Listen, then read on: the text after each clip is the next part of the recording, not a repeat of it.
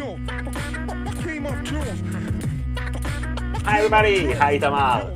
So today we're breaking down and predicting the Hound for season 6 and beyond.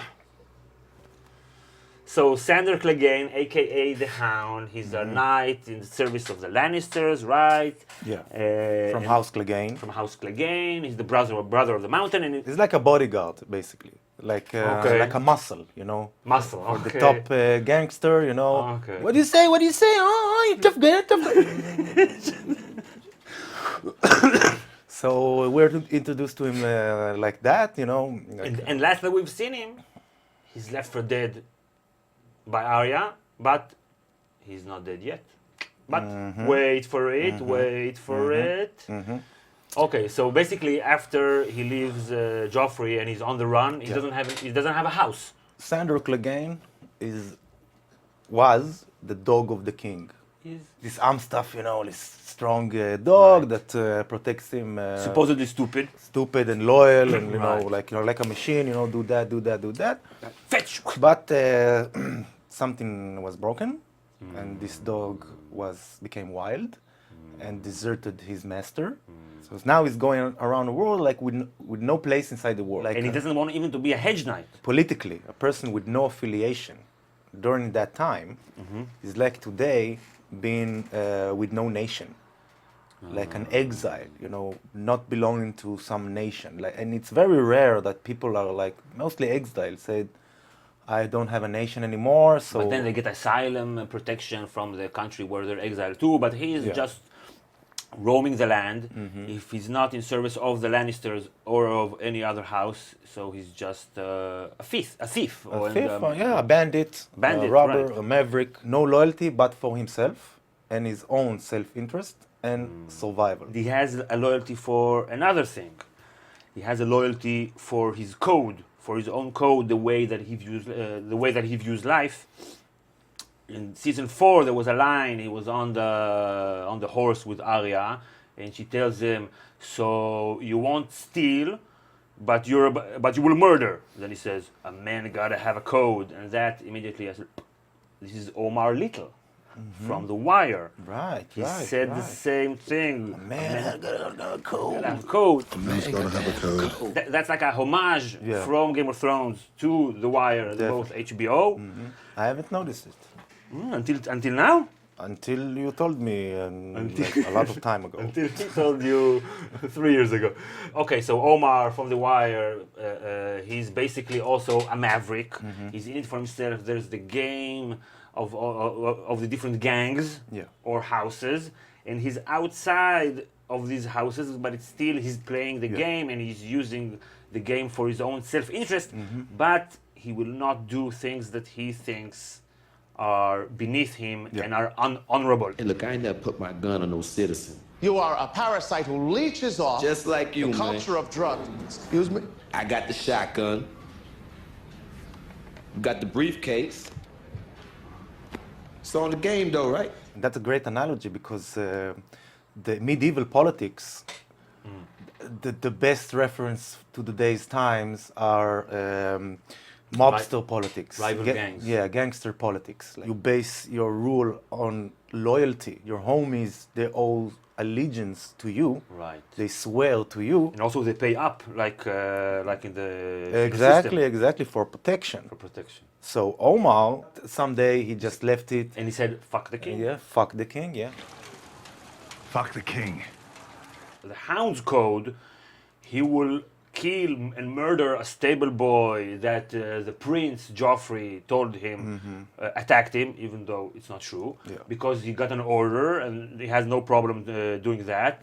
But he won't steal without cause. He won't steal without cause. He will steal with cause if he thinks something is appropriate and he can rationalize it. Yeah. And he's not just a mad dog because, like in the first few episodes, Tyrion slaps Joffrey, the prince, and he stands by there and he does nothing. Yeah, it's not a mad dog. It's just a dog. Not a He mad thinks dog. this is correct. The uncle will slap the nephew. This is not my. I won't intervene. Yeah, if we get into his psyche, he's kind of has a P.T.S.D condition. Because his brother burned his face. Yeah, post-traumatic stress disorder. He comes back to this hurtful place Right. of being burning like fire, in right. fire by his brother, pushing his head towards the fire. So he still has a pathological phobia Right. towards fire Right. and burning things, and that's something that made him break in Right. this fight. And In the Battle of Blackwater, yeah, he's right. very cynical towards the game, especially very cynical towards the concept of chivalry, of knighthood. Right. Like it says, like knights, they're just killers, you know. Right. Let's face it, they're killers. They like to fight, they like to kill, and they tell you this story that they are Right. here to protect the weak.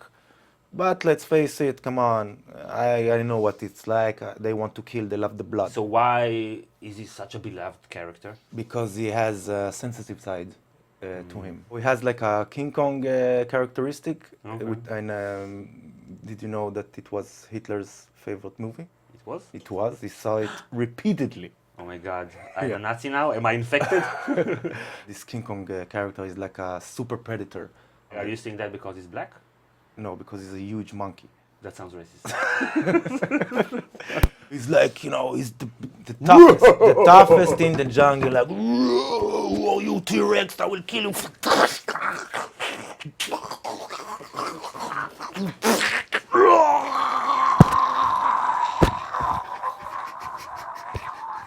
But But then comes along this pretty blonde, pretty bird, and he's like,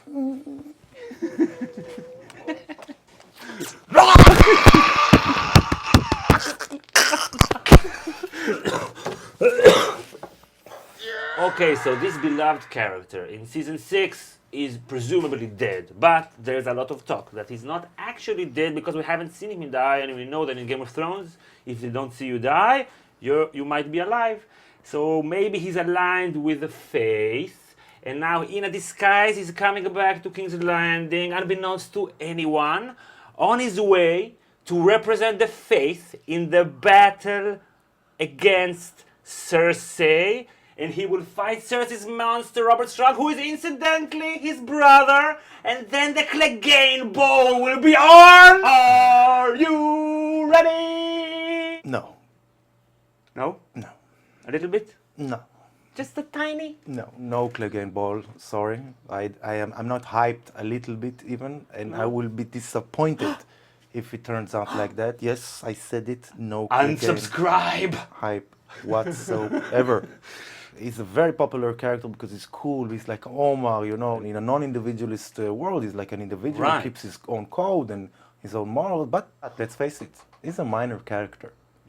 His role in the story maybe is like to be like this, I don't know, X Factor who saves Sansa and Arya Right. and advance their plot right, in the right. story. Their character Yeah. development. He also has another job in the story to reflect the disdain for the king and for the royalty and for Yeah. the feudal system and, and the fragility of loyalty. the fragility of loyalty in this world. And I say a good ending for him.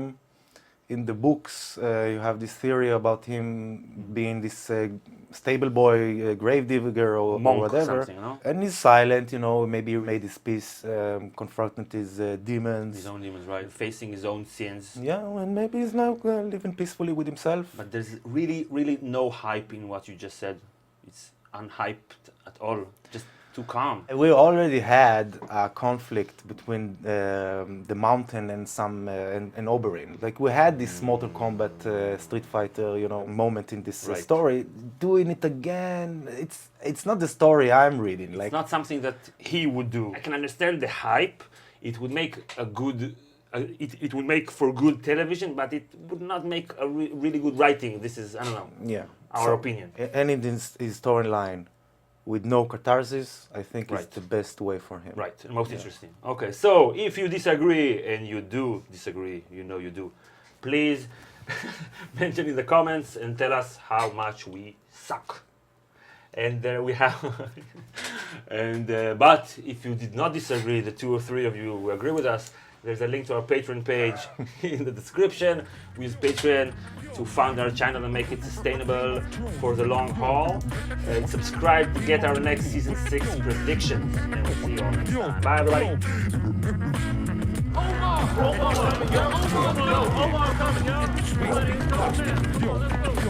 Yeah. Y'all need to open this door, man, for a huff and puff. More now by the ears of your chinny chin chin.